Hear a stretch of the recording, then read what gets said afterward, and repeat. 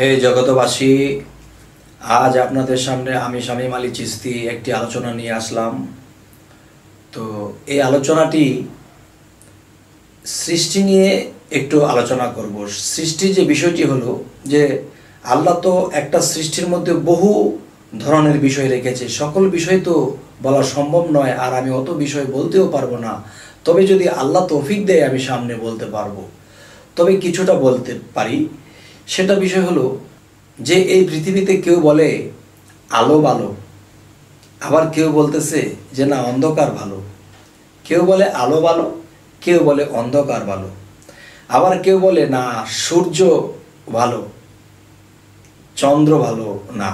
আরেকজন বলতেছে না চন্দ্র ভালো, সূর্য ভালো না। বাবা, যে অন্ধকার ছাড়া কখনোই এই পৃথিবী চলবে না, এবং সূর্যের আলো, এই সূর্য ছাড়া পৃথিবী চলবে না।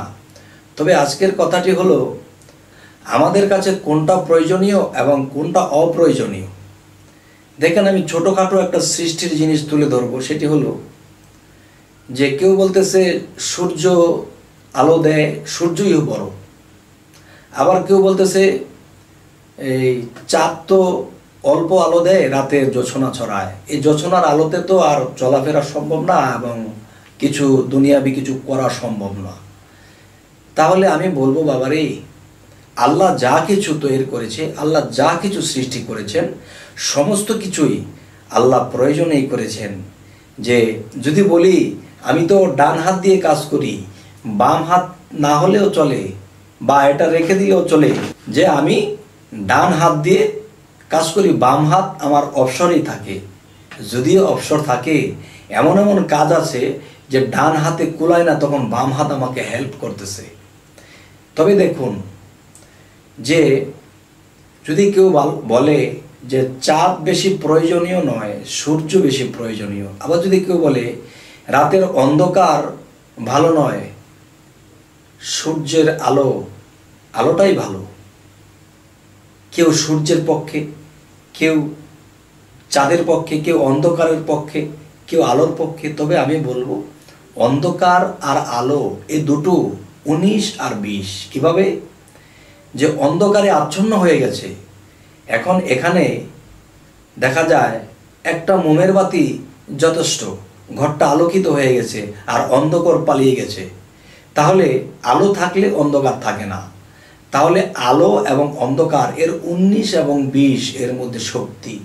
যেমন এই পৃথিবীতে চলতে গেলে শয়তানেরও প্রয়োজন আছে। শয়তান ছাড়া কিন্তু এই পৃথিবী চলবে না, শয়তানের প্রয়োজন আছে। কারণ খারাপ আছে বলেই তো ভালোর মূল্য, অন্ধকার আছে বলেই তো আলোর মূল্য। তাহলে আজকের যে বিষয়টি তুলে ধরব, যে যখন একটা ধান ক্ষেত বোনা হয়, তখন দেখা যায় ধানের ক্ষেত বোনার পরে আস্তে আস্তে ধানের শীষ জ্বালায়। এই ধানের শীষটা কিন্তু ধানগুলো চিটা থাকে, ধানের ভিতরে কিছু থাকে না। তখন যখন রাতের জোছনা সেই চাঁদের আলোটা পড়ে, তখন চাঁদের আলোটা কি রূপালী কিংবা সাদা।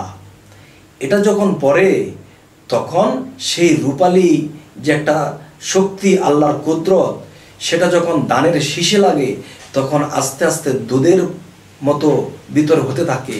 চাঁদ যেরকম সাদা, চাঁদের আলো যেরকম সাদা, ঠিক তেমনি করে এরকম ভাবে দেখা গেছে যে সাদা আল্লাহ কুদরতে সেই ধানের চিটাটার ভিতরে দুধের পরিণত হয়।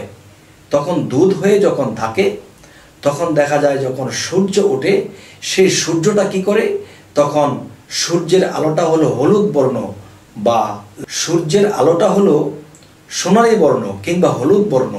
তখন সেই ধানটাকে ভিতরে চাউলের দুধটাকে সে চাউলে পরিণত করে, এবং ধানটাকে তখন দেখা যায় যে হলুদে পরিণত করে।